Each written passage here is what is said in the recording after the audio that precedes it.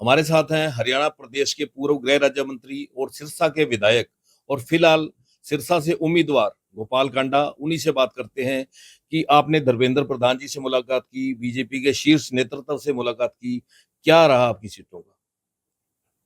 सीटें मैंने कभी नहीं मांगी उनसे। और मेरी हरियाणा लोकहित पार्टी एनडीए का एक हिस्सा है। आपस में जब हमने उनको समर्थन दिया हुआ है शुरू से ही, जीतने के बाद आज से 5 साल पहले मैं सीधा ही वहां गया और मैंने कहा अनकंडीशनली मेरी सपोर्ट है। ये पूरे हिंदुस्तान को मालूम है, हरियाणा को मालूम है कि मैं कोई कंडीशनली बात नहीं करता। और मैंने कहा था मैं मेरे घर वापस आ गया और मैंने उनको सपोर्ट की हुई है। बीजेपी की दो लिस्टें आ चुकी हैं, एक सिरसा अभी बकाया है, तो आपको क्या लगता है बीजेपी आपको सपोर्ट करेगी? यहाँ से आप एनडीए का घटक है। तो मैं मेरा ये मानना है कि जब आज भी मैं हरियाणा लोकहित पार्टी आज भी जब एनडीए के साथ है, एनडीए की लिस्ट में मेरी पार्टी का नाम है, तो ये इतनी बड़ी पार्टी को सोचना है भी हमारा एक साथी है, हमें क्या करना है। जी। जी। विनोद शर्मा केंद्रीय मंत्री रहे हैं, उनकी अपनी पार्टी हरियाणा जन चेतना पार्टी, उनको बीजेपी में मर्ज करनी पड़ी तो उनकी पत्नी को टिकट मिला। गोपाल कांडा में ऐसा क्या खास है भी उनको जो अपनी पार्टी मर्ज नहीं करनी पड़ी फिर भी उनको सपोर्ट मिल रही है? देखो, मुझे मालूम नहीं कि किसकी किस पार्टी की क्या उनकी निगाह में वैल्यू है। वो तो सब ऊपर ही डिसाइड होता है कि किस पार्टी की क्या वैल्यू है, कौन कैसे सपोर्ट करता है। हमने हमेशा पार्टी के साथ खड़े रहे हैं। और हमारा परिवार आपको पता है आरएसएस का परिवार है। देश का पहला आम चुनाव 1952 में मेरे फादर ने जनसंघ की टिकट पे दीपक के निशान से लड़ा था। तो वो कहते हैं कि मेरी रगों में भगवां बहता है, भारत माँ की जय कहता है। तो हम उस परिवार से हैं, तो वो पार्टी सोचेगी क्या करना है। तो गोपाल जी, क्या दावा है? बीजेपी के साथ आप मिलकर लड़ रहे हैं, बीजेपी तीसरी बार सरकार बनाने जा रही है, आपने दावा किया, कितनी सीटों का अनुमान है आपका? ये आज भी फिर बता दूं, हरियाणा में जो बिना खर्ची पर्ची के जो पहले चलता था सिस्टम, वो ना चल के जो नौकरियां मिली हैं, गांव में जाते हैं, देखते हैं लोग इतने गरीब परिवारों से जॉब पे जिनको जॉब मिली है, जो एक्चुअल में हकदार थे बच्चे। बहुत इस बात का असर है कि बड़ा निष्पक्ष काम हुआ है 10 साल हरियाणा में। और हरियाणा भी इतना प्रगति की और अग्रसर है। किसानों के अकाउंट में क्या हाल था पहले, क्या आता था और अब क्या आ रहा है, क्या उनको फसलों के दाम मिल रहे हैं, सब चीज में जो प्रोग्रेस तरक्की हुई है प्रदेश की, मुझे नहीं लगता किसी कीमत पे रुकेगा। तीसरी बार सरकार बनेगी, हैट्रिक लगेगी, इसमें कोई दो राय नहीं है।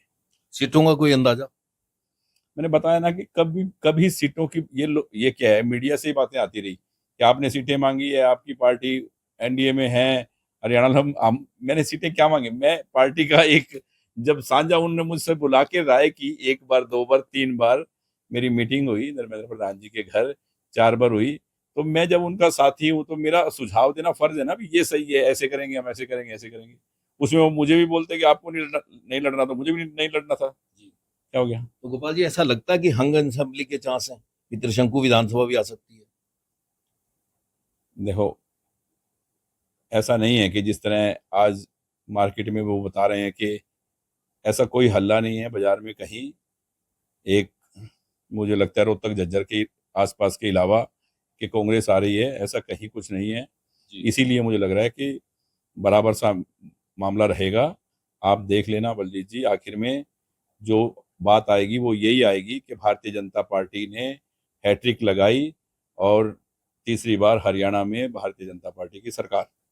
गोपाल कांडा ने पिछली बार भूपेंद्र हुड्डा को समर्थन दिया तो उन्होंने होम मिनिस्टर बनाया। तो इस बार कोई माने कि अगर बीजेपी हैट्रिक लगाती है, आपने जो दावा किया, तो गोपाल कांडा को क्या पद देंगे? भाई साहब, मुझे तो अब की बार भी उन्होंने कहा था। मैं यहाँ से जिस दिन रात को गया उस दिन नड्डा साहब की कोठी गए हम।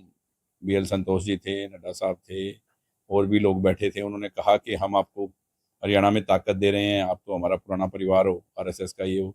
मैंने कभी दोबारा बात नहीं की और मैंने उस टाइम भी बोला उनको कि मेरी अनकंडीशनली सपोर्ट है और मैं मेरे घर वापस आ गया, मुझे इस बात की खुशी है।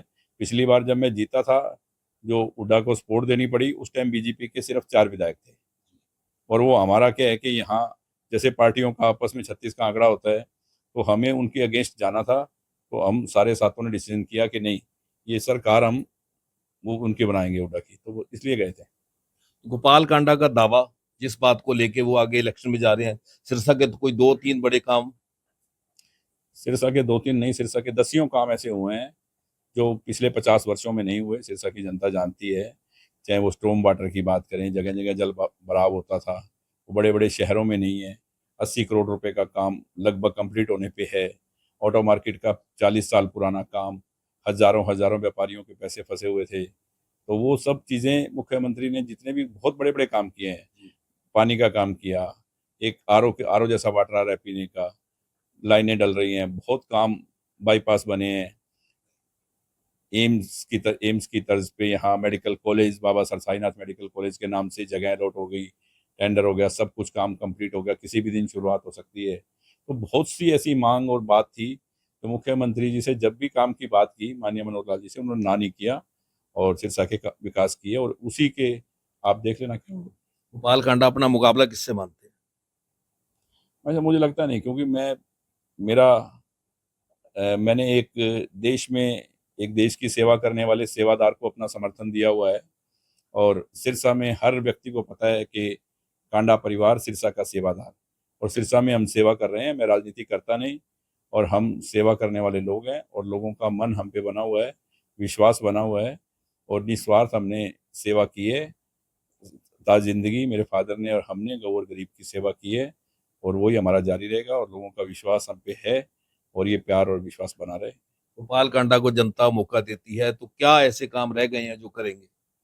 वो काम क्या है कि काम, जिस तरह आबादी बढ़ रही है, शहर का दायरा बढ़ रहा है, तो काम कभी कंप्लीट नहीं होते, काम और निकल आते हैं आगे से आगे, तो काम कभी पूरे भी नहीं हो सकते। अभी यहाँ सबसे बड़ा काम है बेरोजगारी का, नशे के खिलाफ जंग लड़ने का, युवाओं को रोजगार कैसे मिले। तो बाहर जैसे कई बार हिमाचल में और में सरकार ने जो इंडस्ट्रियल टाउनशिप बनाई है, SEZ बनाए हैं, अब की बार हम ये बात रखेंगे, मांग रखेंगे पुरजोर, कि दिल्ली से दूर होने की वजह से बहुत डीप में है सिरसा, हरियाणा का आखिरी छोर है ये, ताकि यहाँ पंजाब और राजस्थान का एकदम बॉर्डर है, एकदम लास्ट।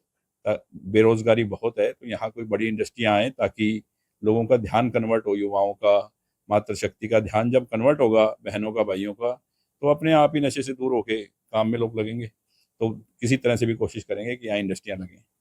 तो आपका लास्ट सवाल है मेरा, आप अपनी पार्टी के चुनाव चिन्ह से ही लड़ेंगे हाँ जी। या उनकी ऑफर है कमल से लड़ो? देखो, ऐसा मुझे कभी नहीं कहा। हरियाणा लोकहित पार्टी को, HLP को, आज भी हम उनके सदस्य हैं, NDA के, और मुझे अपनी पार्टी पे ही, मैं कल सुबह नामांकन भरने जा रहा हूँ हरियाणा लोकहित पार्टी से, शिप के निशान से, और मैं उसी से बनूंगा जी। तो ये थे गोपाल कांडा, बलजीत सिंह, सिरसा